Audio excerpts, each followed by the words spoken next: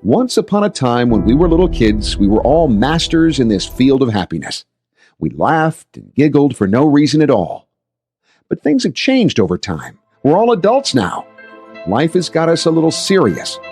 We have many things to focus on in life right now, and our happiness has taken a back seat. In our society, we focus on pain before joy, tears before laughter, fear before love, and so gradually we grow blind to our inner, ever-present potential for happiness.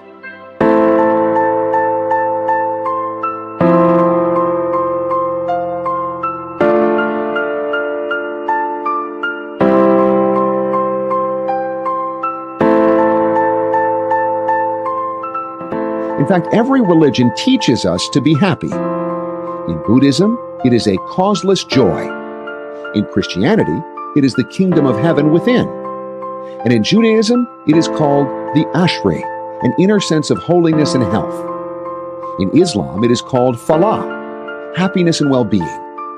And in Hinduism, it is Ananda, or pure bliss.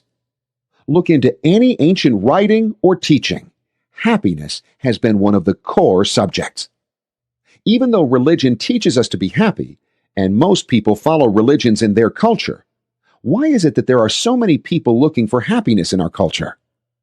Why are people looking for it like it's a commodity or something, instead of finding it within? Happiness must be felt within. It must be experienced and found within. All of us has a unique happiness blueprint. This blueprint contains our definition of happiness and unhappiness. This blueprint consists of beliefs, rules, and regulations for us to be happy. We weren't born with this blueprint. Instead, we developed it. And as we grew up, we picked up happiness clues and cues from other people. These are cultural cues known as status, prestige, and our society's several interpretations and depictions of a happy life from a consumerist point of view. We've been taught and programmed to seek happiness, find it in objects of consumption and high-cost brands.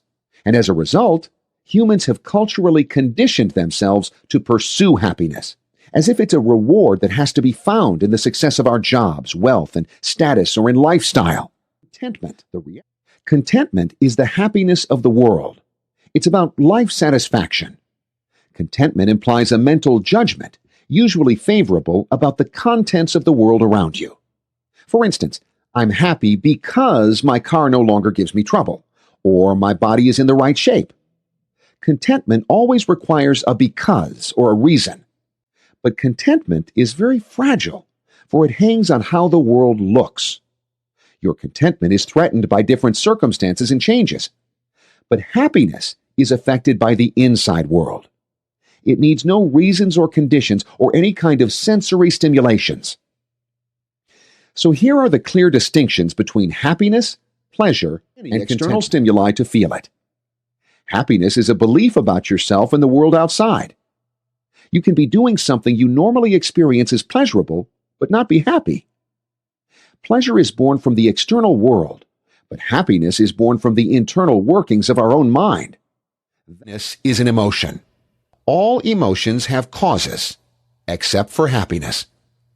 In truth, happiness is your true natural mental state. We are all born happy. Children are happy for no reason. It's part of their innate being. That's the way they are. Often you can catch a child laughing for the fun of laughing, smiling for the sake of smiling, playing and giggling for happiness and for no reason. Happy people, by contrast, tend to be outgoing, sociable, generous, loving, and kind. They're also more tolerant, forgiving, and less judgmental than people. Nothing in the world can make you happy. Everything in the world can only encourage you to be happy. If you have happiness within you, then everything will encourage you to be happier. The sad thing is that people stay unhappy till they get what they want. They postpone their happiness. They want to be happy someday, the day they get what they want. They stay unhappy till they get what they want. They all forget the truth. Happiness is now. Happiness is not a destination. Happiness is the path. Happiness has no conditions. Happiness is a condition of mind. The more we pursue happiness, the more we forget to be happy. Happiness is not in things.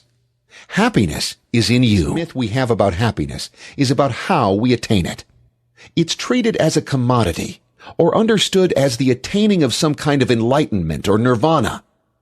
As a result, we've adapted the most popular happiness model known as the if-then model. Billions of dollars are spent every year to popularize this if-then model of happiness through advertisements and seamless publicity that has made more messiahs in our society to sell happiness as a commodity. What is the famous if-then model for happiness? This is when you have a belief that says, if you have something, then you will be happy. If I get a new job, then I will be happy. If I lose some weight, then I will be happy. If I gain some weight, then I will be happy. If I exercise more, then I will be happy. If I get plastic surgery, then I will be happy. If I eat less, then I will be happy. If I eat more, then I will be happy. If I buy more clothes, then I will be happy. If I change my house, then I'll be happy. If I change myself, then I'll be happy. If I change my country, then I'll be happy, etc., etc., etc. The list is endless. We put so many conditions on being happy. Imagine what happens next. What happens after buying your dream car, getting your dream house? Ask anyone how happy they were after they got what they wanted. How long did that happiness last? Or ask them if it really made them happy. Ask yourself, what happened after you got what you thought would make you happier? Most of the things we think if we had them would make us happier don't. It's a myth. That means through accumulation, we would have grown happier and happier. With more, the happiness meter would have exploded. But that's just not true.